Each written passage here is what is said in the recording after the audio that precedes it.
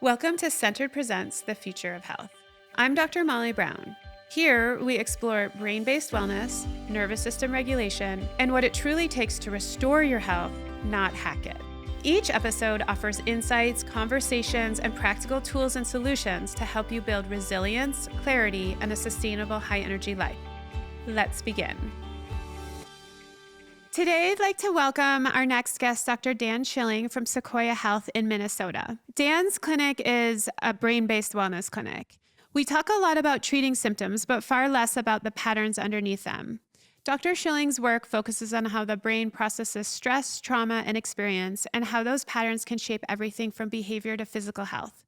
This is a conversation about what happens when we stop managing symptoms and start addressing what is underlying them. Thank you for being here, Dan. Thanks, Dr. Molly. It's great to be here. Yeah. So let's start first with the definitions. How do you define brain-based wellness and the work you do in your clinic? Sure. Great question. I think of brain-based wellness as always starting with the brain function, whether it's the neurological portion of it or the neuroemotional portion, which you and I are well-versed on how to deal with. But I feel like if you don't address the brain, you're never going to fully help someone transform. Right. If you give them a pill, like a supplement, or medication, whatever it might be, they might feel better for a little while, but that hasn't fundamentally changed because their biochemistry, I feel, is an expression or an adaptation to what their neurological health is. Mm-hmm. And if their psyche doesn't change, they don't see themselves differently in the world, then their life's never going to fully fundamentally change. And so that's how I approach brain-based wellness, as it being sort of the top of the food chain and everything else lying underneath that. Great. And how did you come into this line of work? You actually had a career transition, right? Yeah. Yep. I was an engineer before. I was a mechanical engineer. How did you change into, the health related field? And then how did you then funnel into brain-based work? Yeah. In engineering, there's a principle called Kaizen, which is continuous improvement. Mm-hmm. And that always struck me as really fundamental to everything I've ever approached, whether it be a project in engineering or a person's health or my own health. Mm-hmm. I think that when I was in my undergraduate, I had spent 2 years flopping around doing different degrees, and I finally got an engineering after 2 years, and it's a 5-year program. So I slogged it out and got it done in 4, amazingly, while playing football, which is crazy to even think about. I was so drawn to optimal health and wellness, but I was like, man, I've already wasted 2 years not figuring out what I want to do now.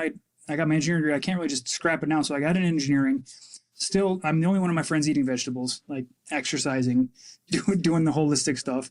And so I didn't know what I wanted to do. And at that point, I said, well, I don't want to be in engineering any longer, so I'm tired of sitting at a desk for 8 to 10 hours a day doing design work. Yeah. So I said, I got an idea. I'm going to join the Peace Corps.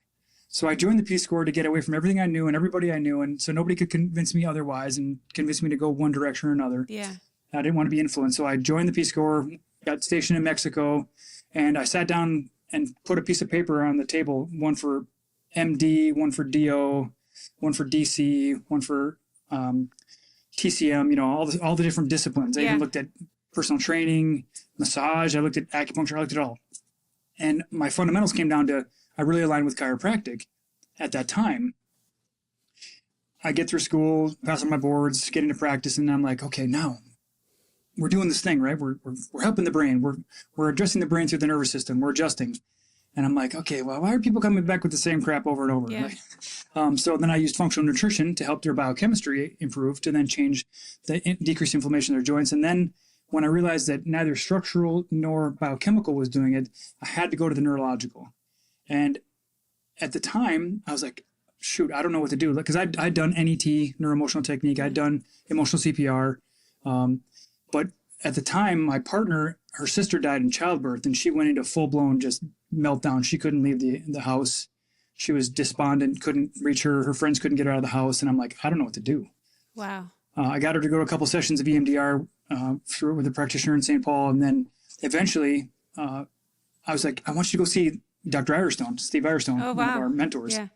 And she's like, I'm doing the EMDR thing. I'm not really ready for that, because I was kind of pushing her hard, right? I'm like, this is my partner. Like, I don't want her to suffer. Yeah. And she was like, I'm like, well, fine. I'm going to go do it, and I'll let you know how it goes. Wow. So I went and got a bunch of resets from Dr. Irestone, and it switched my mentality. But when she finally went to see him, have you ever seen the movie The Holiday with Cameron Diaz? Yeah. Okay. okay, she can't make herself cry. She's like, she can't, she can't force herself to cry. Well, the opposite was with Sarah. She couldn't stop crying. So what was crazy is when she got her first reset, it took the emotional charge off of it. Yeah. And she was broke free from it. Yeah. And that was such a profound experience to watch happen right in front of my eyes. I'm like, wow. Well, and then of course, Jason Rosen got Dr. Turner to come out of retirement, and he started teaching back in 2016. I was in the first class. I'm like, let's go. And I would never look back. And, that's almost a decade now. That's amazing. I don't know if we met in that class, but Dr. Airstone was my first experience with QNRT too. I was at a seminar, and I never volunteer for any, to go in front of people and, do anything, but I for some reason volunteered for a QNRT, and it also pinpointed my current and life issue in an instant. And I did the reset, and I kind of processed a lot of emotions, and I came back home, and my craniosacral therapist that I had worked with for a long time was like, what did you do at this seminar? Because your adrenals completely changed over the weekend. Yeah. And I feel like from that day forward, my whole nervous system and my endocrine system actually changed from that first reset. Awesome. Okay. So that's how you found QNRT. And then you just never, same with me with the QNRT. I never looked back. Right. Yeah. Once you realize the power of what happens to the body and how you feel and how you see your world, once your brain changes, I've not found anything more profound yet. I'm still looking. I'm not suggesting what Dr. Turner has created is not adequate. I'm just saying I'm always how can we help people transform faster? Maybe it's a selfish endeavor on my own part because I want to transform faster, I guess. I don't know. I love how you're expressing this. This is exactly how I found QNRT and exactly how I feel about it too. Okay, let's back up and define QNRT. Let's tell people what it is. Yeah. So, the name is a little bit, weird for people, like quantum neural reset therapy. I think that Dr. Turner's philosophy is you're creating a quantum shift by helping the nervous system take the emotional charge off past events that are then causing triggers to happen in the present. Or keeping people stuck, right? Oh, for sure. Yeah. People, you've worked with miasms, you've worked with inherited transgenerational patterns, we're all walking around and we don't even know why we're stuck. That's the crazy thing. Nobody knows, it's like a horse with blinders. You can't even see it until they take the mirror and they turn around and say, were you aware of this pattern? You're like, oh my gosh. And then, oh, by the way, you came by that honestly by watching your mom's survival strategy, or you inherited this pattern because your grandma was, in Auschwitz, or who knows what happens to these people, right? It's crazy. So you're creating that massive shift for people, that quantum shift. And that maybe is too woo-woo for some people, but think of it as just a fundamental paradigm shift of how you see yourself, what you think is possible for you, what you think is healthy versus unhealthy, the people in your life that you've been holding close just because they help define you, and you realize that's not how I want to be defined anymore. That's how I kind of see quantum neural reset therapy, QNRT. Yeah, that's a really great explanation. Yeah, just even keeping people in your life who reiterate past patterns and keep you in that holding pattern. And the QNRT, as we've both seen, it just allows you to objectify experiences and see them objectively so that you can process things and move forward. And the actual technique is, a fairly quick technique, 15, 20 minutes of using eye activation and resetting the brain through brain lobe activation and cranial nerve activation. Absolutely, yeah. That's the nerdy part of it. I skipped over. We don't want to skip the nerdy part. No, absolutely not. It's super critical. We're all nerds at heart, right? Absolutely. I just get into technobabble. You get me started on talking technobabble and we're all done. As long as we don't talk about mechanical engineering. No, yeah, I'll bore you the pants off you. No, don't worry about it. Okay, so you already mentioned EMDR and some of the other techniques that people may have heard about who are seeking out alternative care. Tell me how it's different. Tell me what you and your wife's experience were with that. It was different from EMDR or traditional counseling or therapy. How is QNRT different and solution-based? Sure. There is eye movement in EMDR, right? It's right in the name. People use light bars. Some people use brain spotting techniques that are sort of an add-on to EMDR now.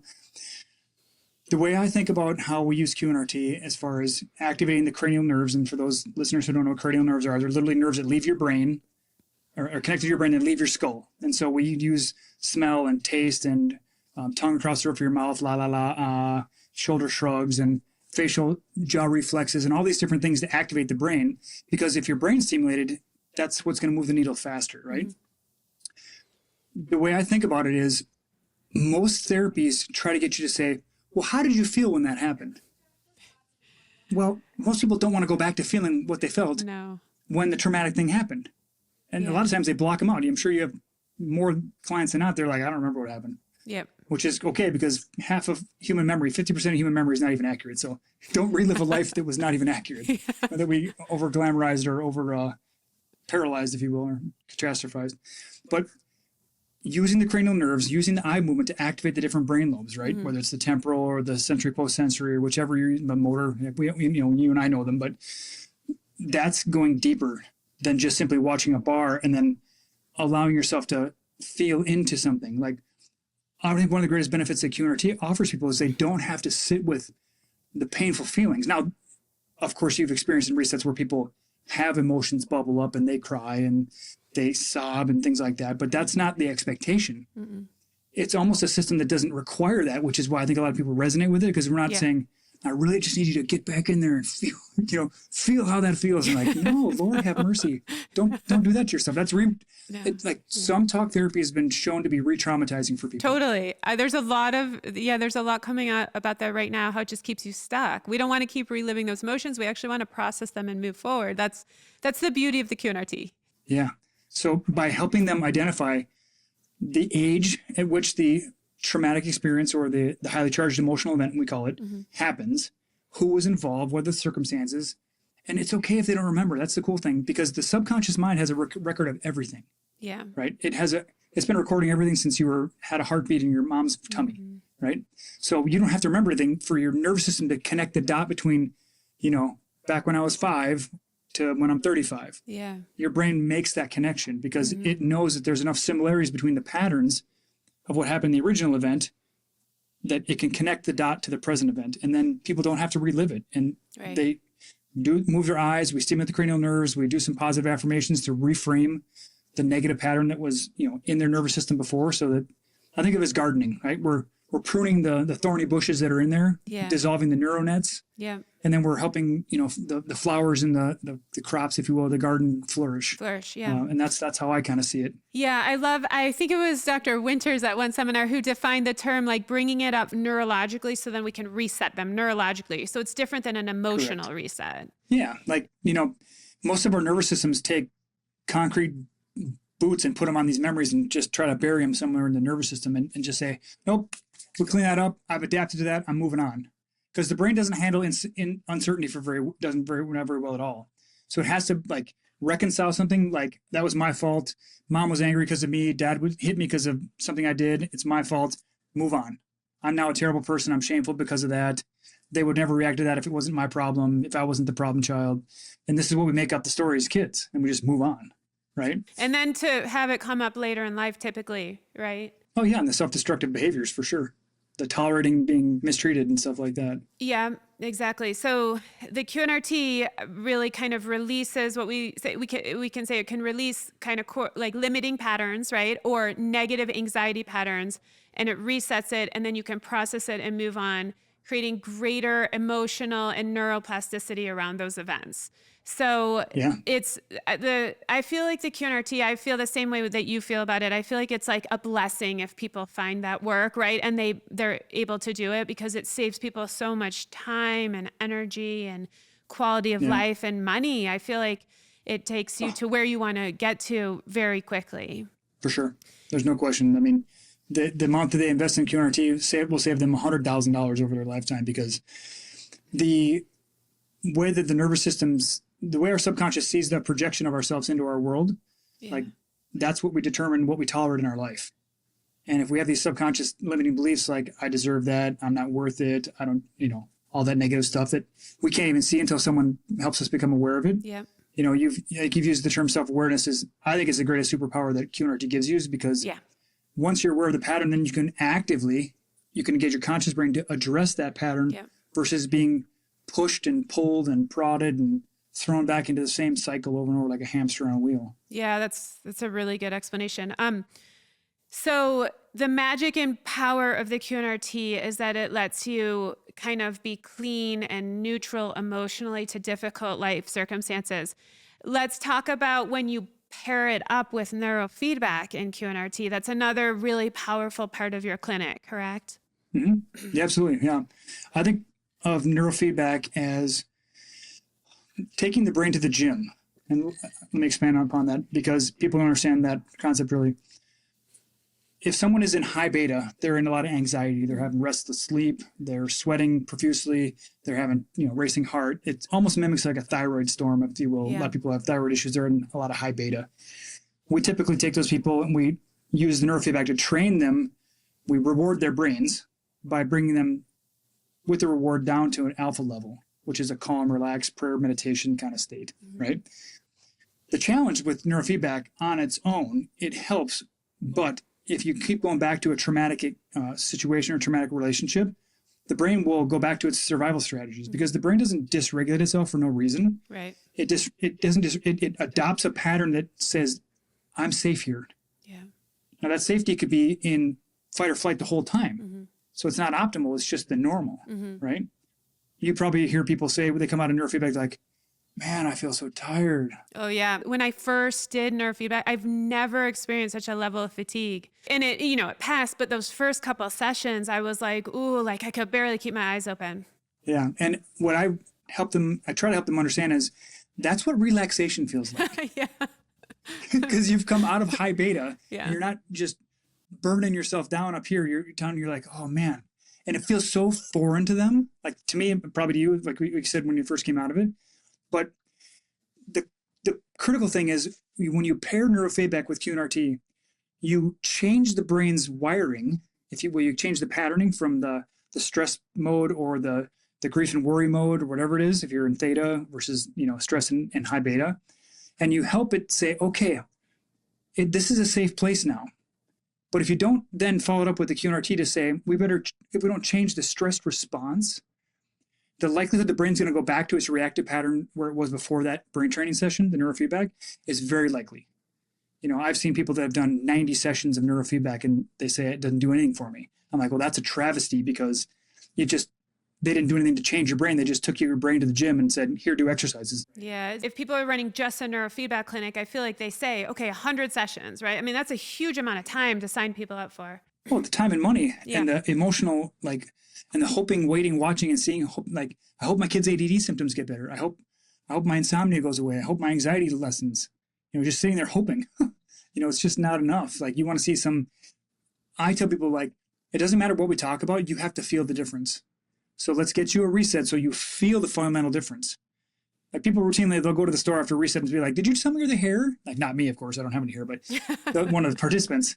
Did you tell me your hair? They're like, no. Well, there's something different about you. And it's because they got reset. And they're walking taller. Their face is relaxed. Their shoulders are down. Life is happening for them. It's not happening to them. So it's just a huge, huge opportunity. So the neurofeedback trains the brain, right, and gets it into a new healthy pattern. And then the QNRT comes in and resets the nervous system. So the 1-2 combo is such an accelerator. Exactly.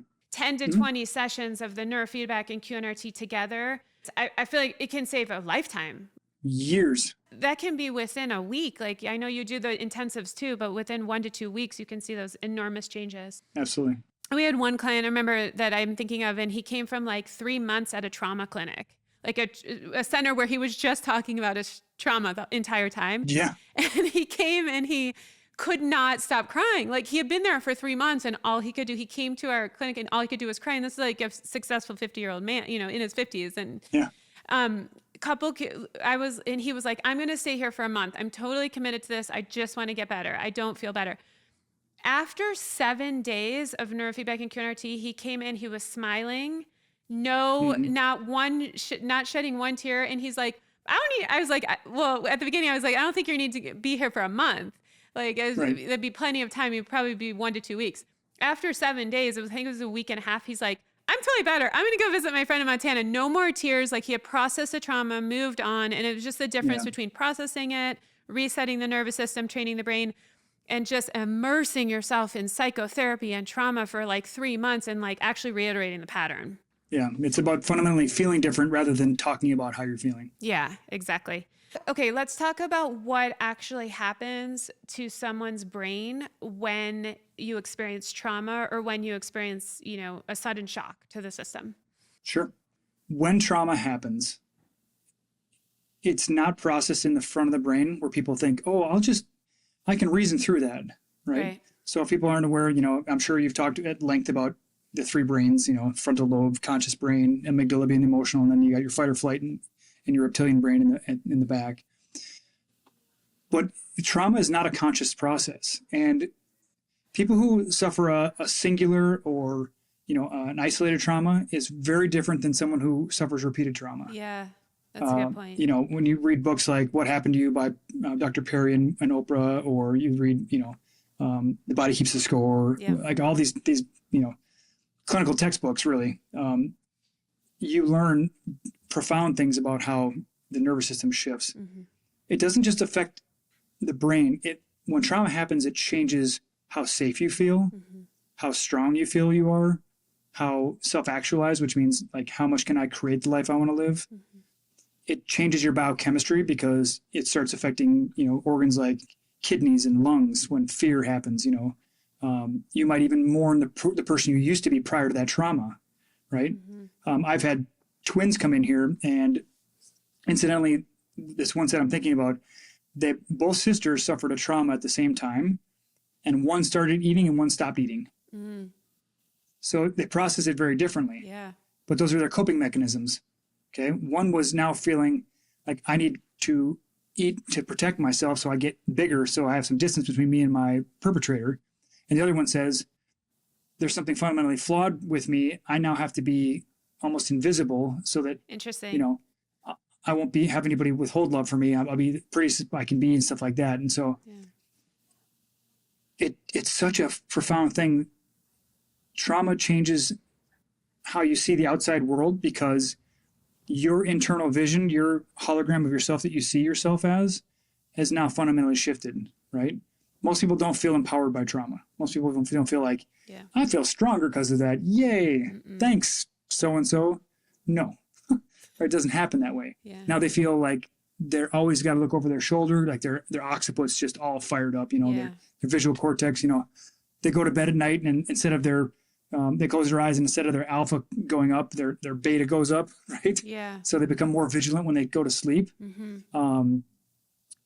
Like I said, their posture will change, like physically, as someone who does body work myself on people, like you can see their posture changes and you can almost tell the story of their traumatic past based on how their body changes. Mm-hmm. So whether it's their biochemistry, their physical structure, or how their brain functions, because trauma doesn't like set your mind at ease. It sets it in high fight or flight, which it's like cracking an egg on a frying pan. Mm-hmm. That's why you look at all these people with Alzheimer's and dementia, like their hippocampuses are shrinking, right? They can't create new memories. They're decreasing their blood flow to their brain because they're pushing blood to their extremities so they can fight for their life or run for their life. That's how I try to help a lay person understand how trauma affects the brain. Mm-hmm. I mean, there's definitely a bunch of different ways to talk about it, but that's how I would describe it. Yeah, no, that's really good. The human body is not meant to be in a constant state of fear, and it's meant to be short bursts, right? Like if we see a predator, we can run like a lion, right? We can run from the lion. Mm-hmm. But if we are constantly seeing, different predators all around us, which is basically what's happening now, I feel like, with social media, right? Like the kids are constantly stimulated. And so the body then can't heal, it can't rest, it can't recover. And so that's where the neurofeedback and QNRT address calming the nervous system down. Yeah. Give an example of like illnesses that can be created when the kidneys or the lungs are affected. Like I'm sure you have tons of examples, like just give a couple little examples and then how we can talk about how QNRT works back and can solve things so quickly, solve actual illness manifestations like that, right? Sure. So I think of this nice lady, I'll call her Jerry.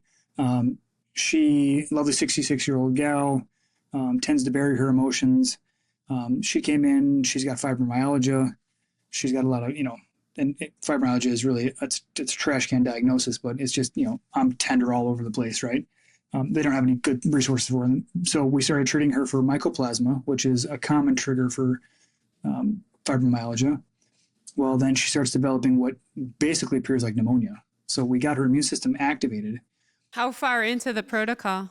A week and a half, maybe, because we stimulated the immune system through the homeopathics, to start addressing that suppressed, beautiful soul, right? But she's always living in fear of disappointing others. She's always feeling like people are blaming her for their problems. Classic mycoplasma patterns through QNRT we find. So by addressing that, she's now empowered to understand that she's been playing small. She hasn't been asking for what she wants.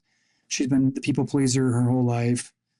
She never really fully mourned her husband who passed while they were on vacation, all the stuff. And so through the resets, it really helps the nervous system break free from what was suppressing it before, right? And the QNRT activates the neurological patterns because, of course, lungs are about fear, right? Fear of being exposed, like, oh, they're gonna say I caused their problems, whatever I did, right? Or thinking of another gentleman who he had served time in prison, and he had a colon issue. He had colitis, right? And through the resets, we were able to disconnect that deep down, dirty, ugly issue that he thought he was carrying with him because he was in prison. He felt so less of himself, so much shame. He felt like there was just something ugly, an indigestible, ugly issue about him, which of course, is colon. And by resetting that, he literally started seeing himself differently. His behavior changed. He stopped sedating with marijuana and things like that. But it required him to see himself differently. It requires, all of us, until we see ourselves differently by having that glimpse into what our brain's really holding on to, nothing's really going to change permanently from what I've seen. Those examples are really good because pain suppressed in the body or immune dysfunction suppressed in the body, right? It's the same thing, like the immune system just suppressing. Let's talk about how even deeply suppressed immune issues that turn into autoimmune issues are deeply suppressed emotions or patterns or traumas. Sure. Or even injury suppressed, and how you bring that up, but not just bring it up so it's like a mess and people are detoxing and crying all the time, but work through it and get to the point where they want to be a vibrant, healthy, empowered living person, right? Yeah. If we just take a moment to honor the body's self-healing. The body, if you cut your skin and it's not too deep, it'll heal it up, right?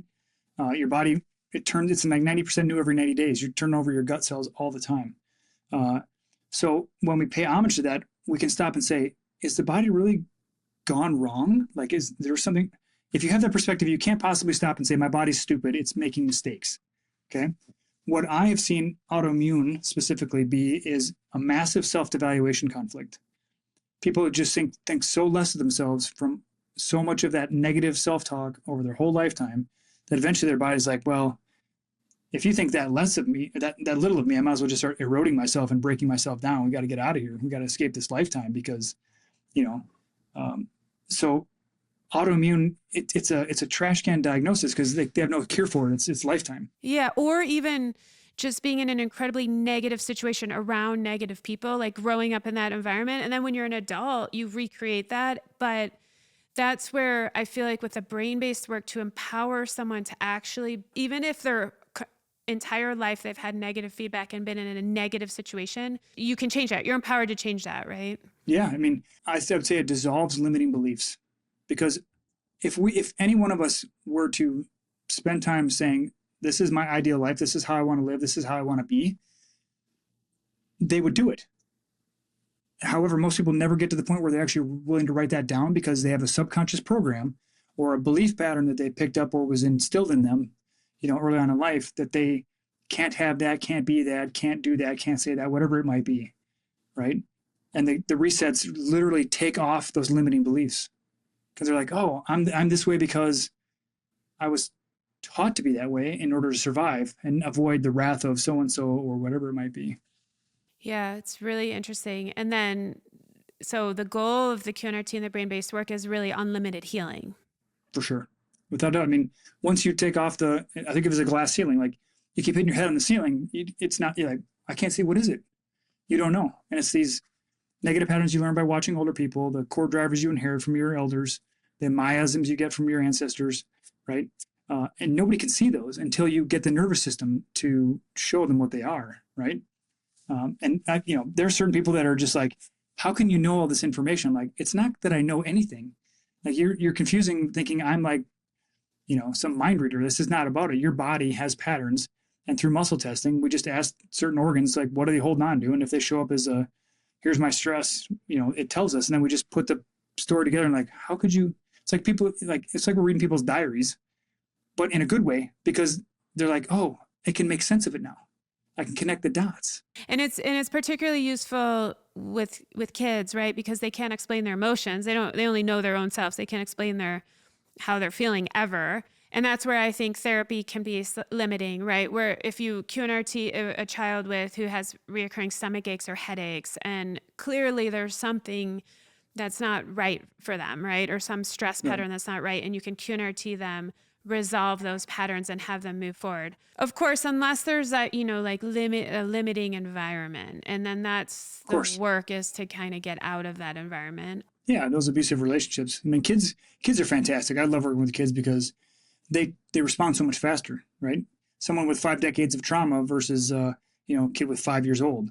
We try to do a top-down approach. We always try to work with the parents at the same time. That's a great idea. Kids are like, think of, if you've ever had an animal before and the animal picks up on your stress, kids are the same way. Yeah.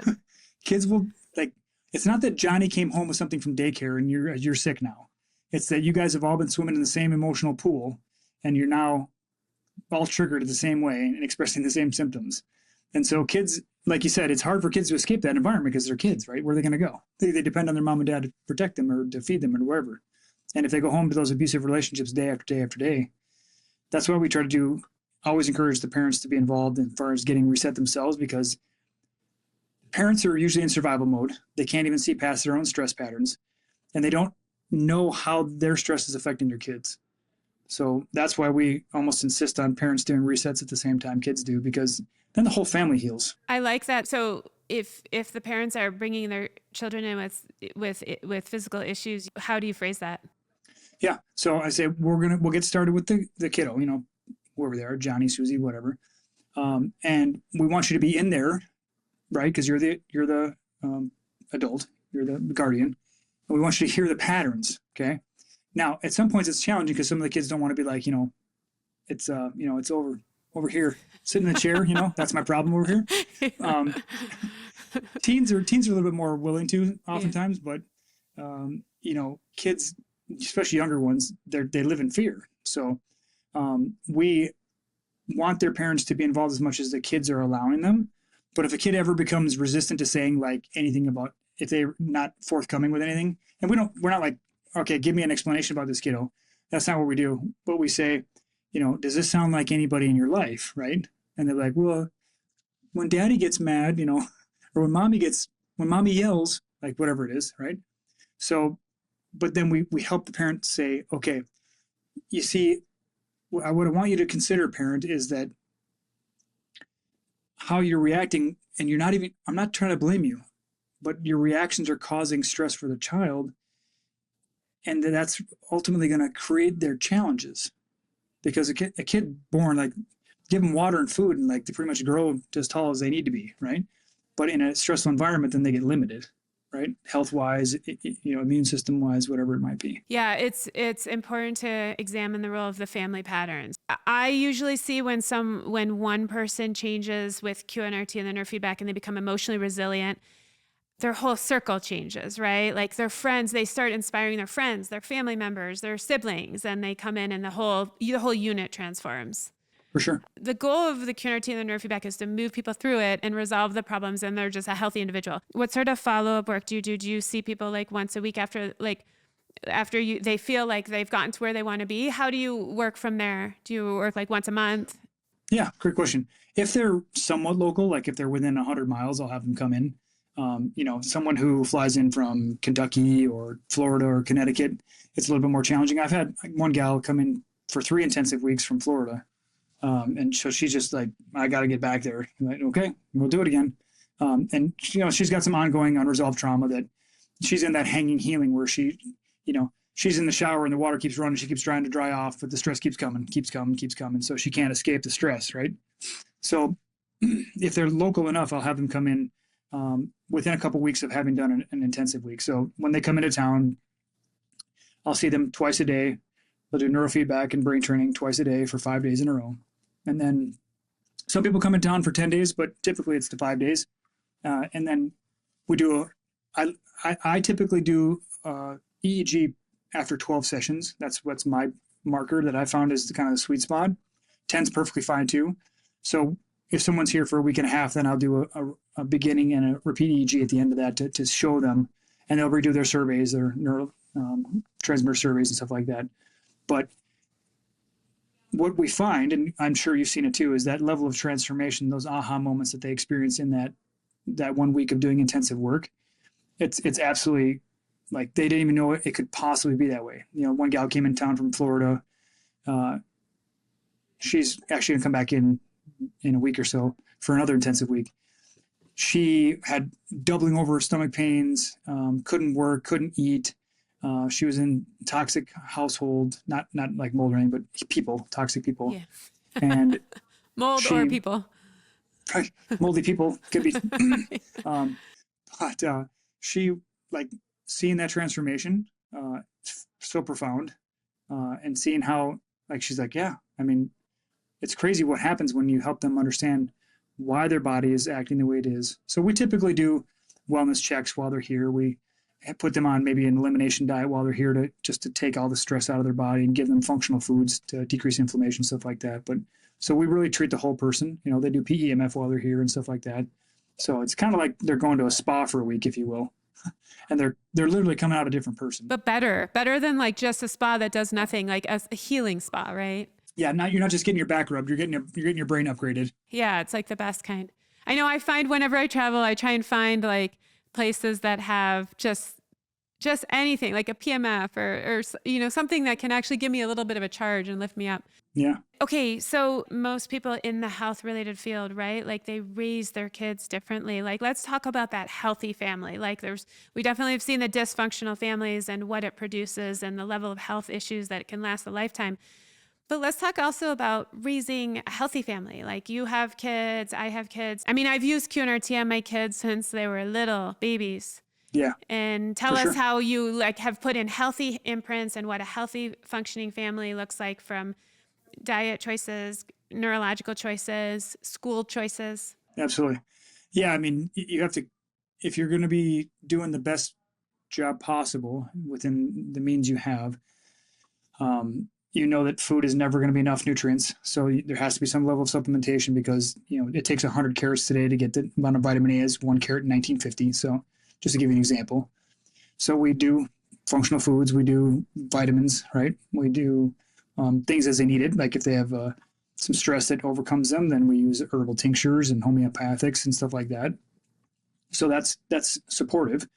But I'm a little bit more of the mindset that when they're older, they can start painting outside the lines. But for right now, like being very disciplined about what time they get to bed, what they're viewing as far as screens. So like my kids, they maybe watch a movie maybe on Friday and Saturday night, but we're usually out doing something, so that doesn't even happen. So TV doesn't come on during the week.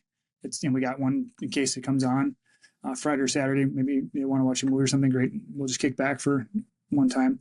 But they don't get iPads, they don't get iPhones. They're 5 and 9. But there's plenty of kids that are in my daughter's 9-year-old class that have iPhones, and they're 9. Like, oh my gosh.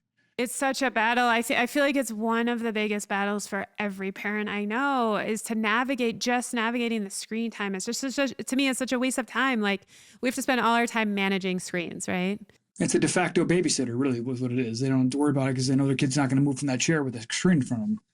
So that's a choice. And I'm not trying to criticize parents who do allow that, but I think they're not aware of, if Steve Jobs wouldn't give his kids an iPhone, if people from Silicon Valley aren't letting their kids have technology, then I mean, they just settled a lawsuit with Meta and Google about the addictive nature of social media.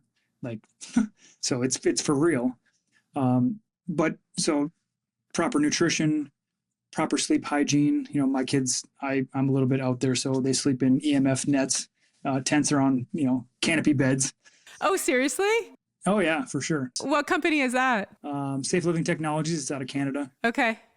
I just got the beanies for the EMF blocking beanies. I've been sleeping in it now for about 3 weeks. I can't remember sleeping this well. I feel like I even have that feeling of like before there was EMF. Like I'm kind of sensitive to it, but yeah, I'm having a lot of, I've got it for my kids too, but they keep falling off them. I wear a Hedron pendant. I've got a Hedron body shield in my pocket. All of my Macs have Hedron large device stickers on them. There's one sitting on our modem, So I'm just about harmonizing with nature as much as possible because EMFs are not normal to nature. So if I can at least harmonize to them and, buffer that at least from some of my kids are at school. There's Wi-Fi in the school all day long, but, I think I haven't found an education system that's actually adequate in terms of preparing a child for real life. There's some good ones out there, like have you ever heard of the Act On Academy? That's a really good one. But Montessori schools.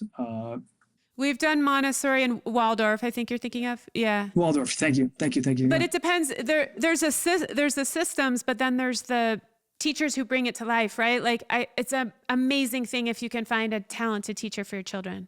Yeah, absolutely. No, there's no question. And that can be one of the biggest impact players in the kid's life for sure.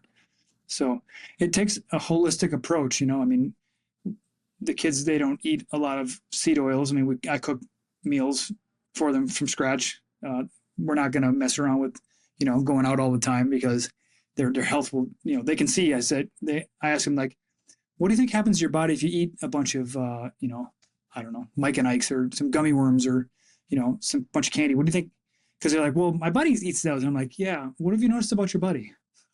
Well, he's got a big squishy belly. Well, yeah. Right. But what the crazy thing is, like, if a kid's born into that, they don't know. No. And food is a medicine people use to sedate themselves. So there's no shame there, but a person is wise to understand that there are neurological triggers. And when I say neurological triggers, they're trying to push down some type of pain when they eat that. Like if it's dairy, gluten, gluten and dairy make morphine in your body, like gluteomorphins and caseomorphins. So they're trying to push down those feelings, right? And most people just adapt to life and they're just in survival mode. So most adults who have overeaten is because they've over-medicated themselves trying to sedate their pain. And if you have one parent that's obese, you're 50% likely to be obese. And if you have two parents that are obese, you're 80% likely to be obese as you grow up. So, thank goodness they're changing the food pyramid and the food in schools. And, they're looking at a lot of stuff, thankfully.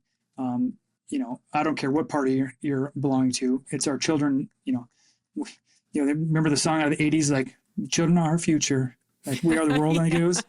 It was like an AIDS probably benefit. Yeah. But anyway, the point is looking at every aspect of what are they consuming on social media, on TV, on their food? What are their teachers teaching them? Are they looking at actual history, looking at critical race theory? Like, what is this stuff going on? What are they being taught? So I'm probably more hyper vigilant on some of those issues than the average person, just because I breed constantly. But I think that the people who are going to lead our next generation have to be healthy, sound, healthy in the mind and body as well. So I'm just trying to give them the least problematic life possible, because I grew up, my lack of hair didn't come from an easy life, right? So poor nutrition, asthma medications for 35 years, all kinds of crap, so understanding that, it's like I want them to not avoid challenges in life, but I don't want them to suffer unnecessarily. And I think there's a big difference. Right. Or be compromised right from the beginning, right? Like I feel like it's really important to put that emphasis on the healthy family, not only a healthy family emotional unit, and which can look all different ways, right? It's not like we're judging anyone in anything, but just doing your very best every day. I feel like being very honest, as how I was with my kids too when they were a little younger, like just being really honest about what they're eating. Like it's not like you steal the iPhone or you steal the candy away from them and start screaming at them. It's like I've really told them, like, okay, these are chemical dyes. These are neurotoxins. And if you put them in your body, they will harm you. And even today, my kids, like my son, now they go up and get some food at the convenience store, and I said, be careful, and then you give them from freedom as they get older. But he's like, Mom, I just got a sparkling mineral water. But the other kids are, they're getting chemicals, and it just, I don't know what would happen to me if I ate that. So yeah, I think the healthy family unit. Do you QNRT? Do you do any neurofeedback or QNRT with your kids? Oh yeah. Yeah. I mean, I'm kind of torn what to do there. Like, I only do it when I see them struggling or when I see them leaning in a certain direction, because I don't want them to feel like, get your butt in the chair. We're doing a reset. It's Sunday. We're doing it every Sunday, right? It's I your don't punishment. want them to grow up thinking like, what's wrong with me? Why do I got to do this every Sunday, right? Yeah. So I try to let them be as, free as possible. And if I see them struggling, I'm like, okay, let's do a reset. Let's just get you back on, so feeling better. Get back to feeling how you want to feel, because kids are susceptible to their parents' stress and the world stress and peer pressure and God knows what else. So sometimes you just gotta get realigned, if you will. Yeah, I feel like that's the best you can do is give your kids for sure and the tools, right? To know, like, okay, I'm feeling off, or maybe I got sick. If I ate something, I'm feeling off, I can do a QNRT reset. As long as we have these tools as resources, then that's, just that I think your kids will realize as they get older, these are amazing tools. I overheard my kids talking the other day, and they're doing like some food project in school, and they're like, you don't even know how next level mom is. Like, she's way above all this, like way beyond all this. And like, they start really, if you're honest with them, they really start appreciating like everything you've given them. I mean, there could be some resistance sometimes, but we haven't really had that dynamic, because if you're coming from a place of love with this stuff, right? But I just think we can't emphasize enough that healthy family unit and raising healthy kids and raising healthy people. And like, it's probably so amazing for them to have a dad like you that is both protective but loving and gives them the tools to succeed. I think that's really like what we need in the future. And for everyone that comes in the clinic, I like your model of like, when the kids come in, bringing the parents right in. Yeah, it's super important, because I try to help them understand everything. I don't ever say, do it because I say so. Right. Like, I want them to understand why. Yeah. Like, what's the and if they challenge my thought process or my logic, I'm like, okay, let's talk about it. Yeah, let's have a discussion. Like, yeah, I'm not going to just like iron fist, my rules, my way, or you take the highway. That's not how it's going to work, because I want them to feel empowered. I want them to critically think about why. And if they want to have a spirited discussion about it, great, right? But I just think empowering them to choose the foods they want to choose, and ask them, oh, you have a tummy ache, huh? Did you eat something at school that you don't normally eat? Yeah, my friend had some ding dongs or whatever. I don't know, right? Yeah. When I was a kid, it was oatmeal cream pies and ho-hos and Twinkies and Mountain Dew by the case and fried bologna in the microwave. That's what I ate. So It was a tough time. Was that the 80s in Minnesota? Yeah, for sure. Yeah, that was a tough time of food. That was probably one of the worst times, right? Yeah. Processed foods. People had so much freedom, they just took full liberty of it. And it was like a status symbol, like, oh, you have Twinkies? You got cupcakes? Oh my gosh. Your dad buys you Mountain Dew? Awesome. Oh my gosh, I can't imagine. Yeah. I could possibly die with that diet. Oh, for sure. Yeah, it's toxic. Okay, amazing. Okay, so Dan, where can people find you? Where can people find your clinic? And how can they follow you and keep up with all this information? And yeah, I mean, you can find us on TikTok, YouTube, Instagram, Facebook, Secoya Health. It's Secoya. It's inspired by the tree, but I chose to name it this way so it would be phonetically different. Okay. Right? It sounds phonetically the same, but it's I'm not an English major. You maybe know how to say it, but it's spelled Secoya Health. Okay. And so I try to put out empowering content every week to help people challenge what they've been told. I got a lot of things I'm doing right now as far as workshops every month and videos for that. What kind of workshops are you doing? we're doing a year-long set of workshops. Our nurse practitioner, Paul, and I are collaborating on those. We're basically people, at the beginning of the year, everybody's like, I want to lose weight. How do I lose weight? And like, oh, Lord, this age-old question every January comes up. So I'm like, okay, we're going to create a system or a series of workshops that start with helping the people understand they have to heal their gut first. They have to get their detoxes in order. Then when those two are in order, then they get to their hormones balancing, and then they can lose weight. So through every quarter, we have different themes, right? So in January, we did SIBO, and we did cortisol, and the gut-brain connection. Those are the three we did in January. So next, coming up, I'm doing the master filter of the liver and gallbladder. That's the first one, because, of course, if you can't detoxify your garbage out of your body, there's nothing you can do about losing weight. So we have that whole year of seminars designed to get people the foundational knowledge to be able to not just lose weight, but maintain weight off. Great. Because it's not like a fad diet that's going to do it for you. You have to have the groundwork put in place. So that's one of our big projects right now. So, whether it's social media or we're located in Woodbury, Minnesota, just outside of St. Paul. Yeah. For anybody who's knows the area or interested in coming into town. But, we just love working with people face to face. Like I've done things like emotion code over the phone and video chats and help people.